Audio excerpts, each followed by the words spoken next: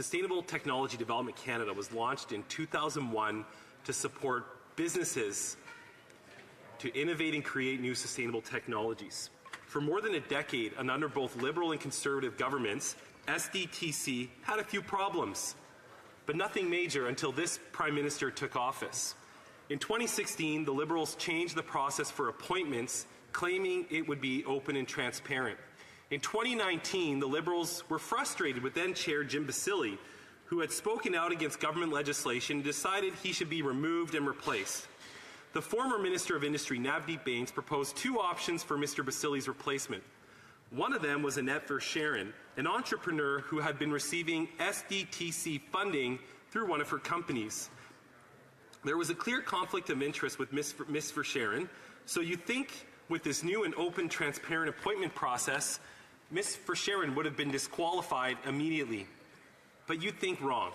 Former Minister Bains, ignoring several warnings about her conflict of interest, proceeded with the appointment within 3 weeks of Mr. Basili's removal. With the arrival of Ms. Verscharen at SDTC, an environment was created in which conflicts of interest were tolerated and managed by the board.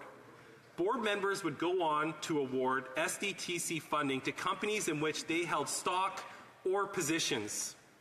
Minister Bains appointed 5 more of the board members who engaged in unethical and illegal behavior by approving funding to companies in which they held ownership or seats on the board. Officials from the Department of Industry, Science and Economic Development sat on the board as observers and witnessed 96 conflicts of interest but did not intervene. Former Minister Bains would be replaced in January 2021 by the current minister, and in November 2022, whistleblowers began raising internal concerns with the Auditor General about the unethical practices at SDTC. In February 2023, the Privy Council was briefed by whistleblowers and commissioned 2 independent reports.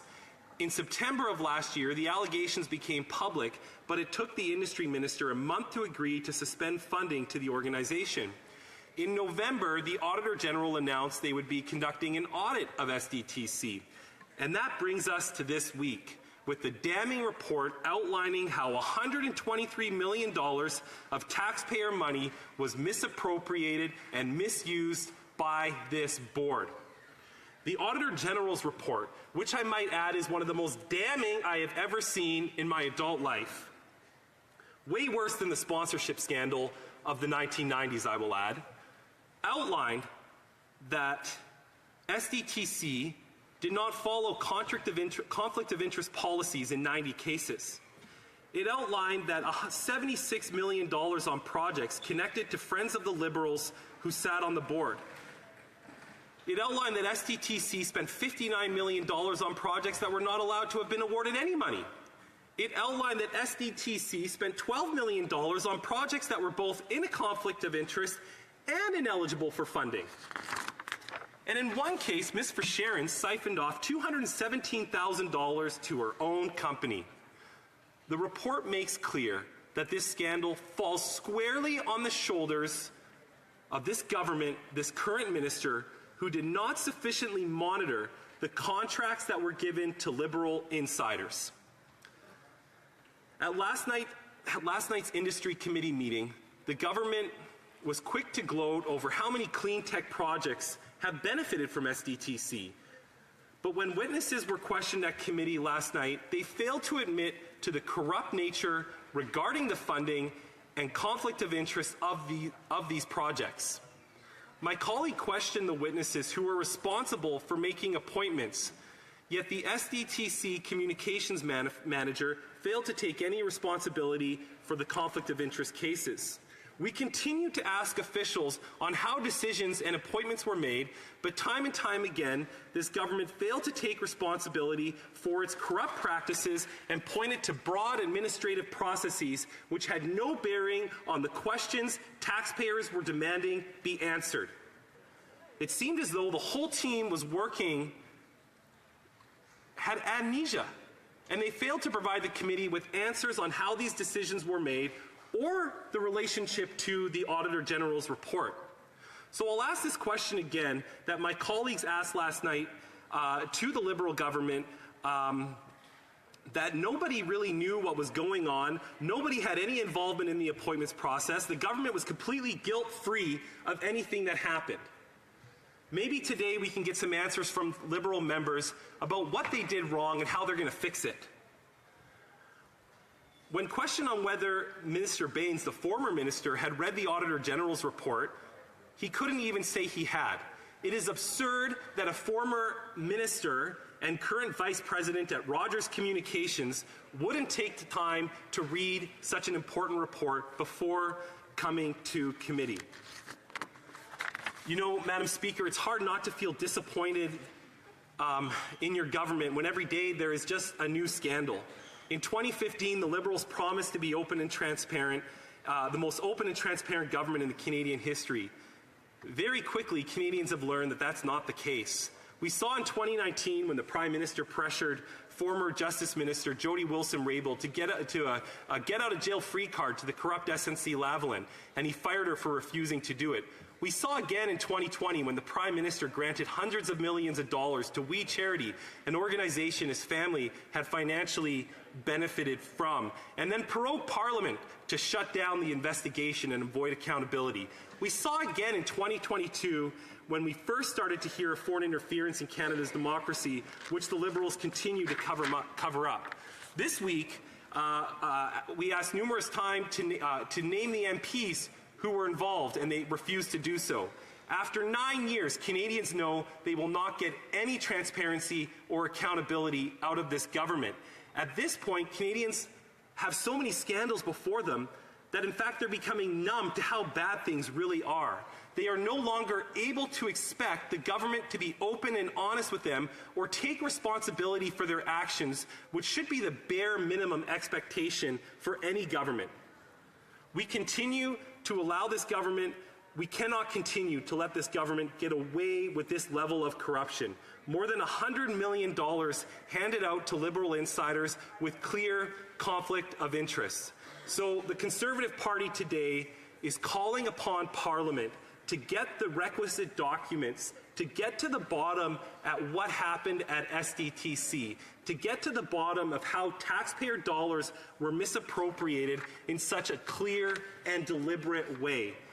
Canadians don't have a lot of trust left in our institutions. I'm hoping the Liberals will vote with the Conservatives today and allow Parliament to access the information that we're seeking to give Canadians and the RCMP and our law enforcement the clear tools that they need to hold people accountable so Canadian taxpayers know where their money is being spent and how it is being used.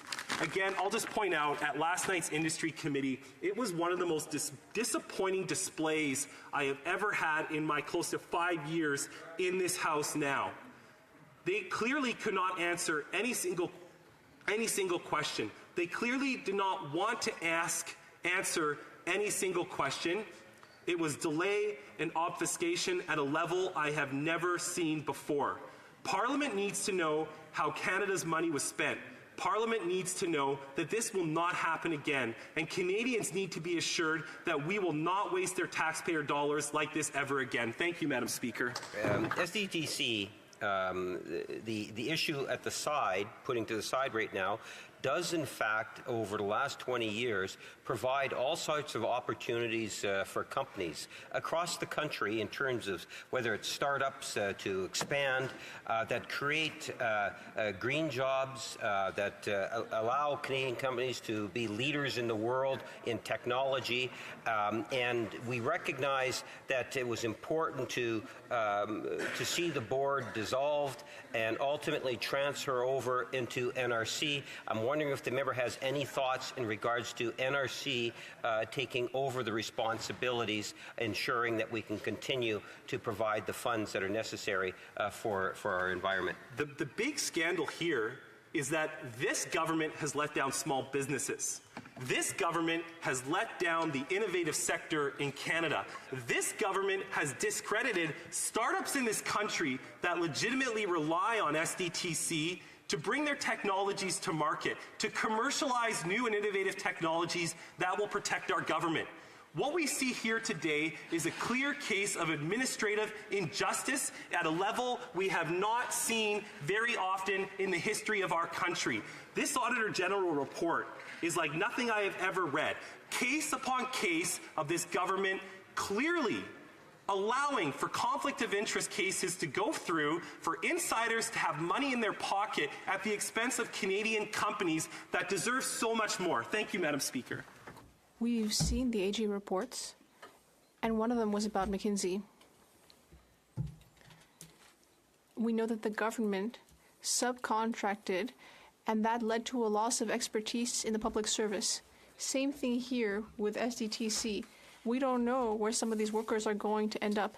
They had expertise in sustainability, and we may lose more of that knowledge within the public service. I'd like to hear from my colleague, in a general way, whether we should be supporting the public service more and stop delegating in order to keep expertise within the public service. I think in respect to the workers at play here, it was the former Conservative government that brought in stronger enforcement for whistleblowers. We need to protect members of the public service that see an injustice and are willing to stand up for Canadian taxpayers, and in this case, we really did see that. So while we did see a level of incompetence and disregard for public money at Industry Canada and at SDTC, the positive thing is that there were public servants and officials willing to step up to protect Canadian interests. Thank you, Madam Speaker. I had a lot of confidence when we came into this Parliament that we would get serious about the climate crisis. Canada has the ability and the leadership to have a clean energy economy, yet we're still waiting on the investment tax credits long after the Deputy Prime Minister promised them. We're seeing green slush funds, and yet all the while, this government focused on giving $34 billion in taxpayers' money to build a pipeline for Pathways Alliance. They never blinked once when it came to building that pipeline, but yet when it came to putting the solutions on the ground for a clean tech economy, they were more willing to help their friends than to live up to their obligations that the Prime Minister made as a solemn promise to the Canadian people back in 2015. The debate today is not about pipelines, although I'm very pleased to see the Kinder Morgan pipeline completed. I think that's going to do a lot of good for the Canadian taxpayers. I'm glad that project's finished. But what we're talking about here today, Madam Speaker, is a very serious issue. An Auditor General's report that clearly outlines clear cases of a conflict of interest. What this report outlines is that this government failed in their duties to the Canadian public to administer public funds in both a transparent and way that Canadians would expect from their officials. Thank you, Madam Speaker.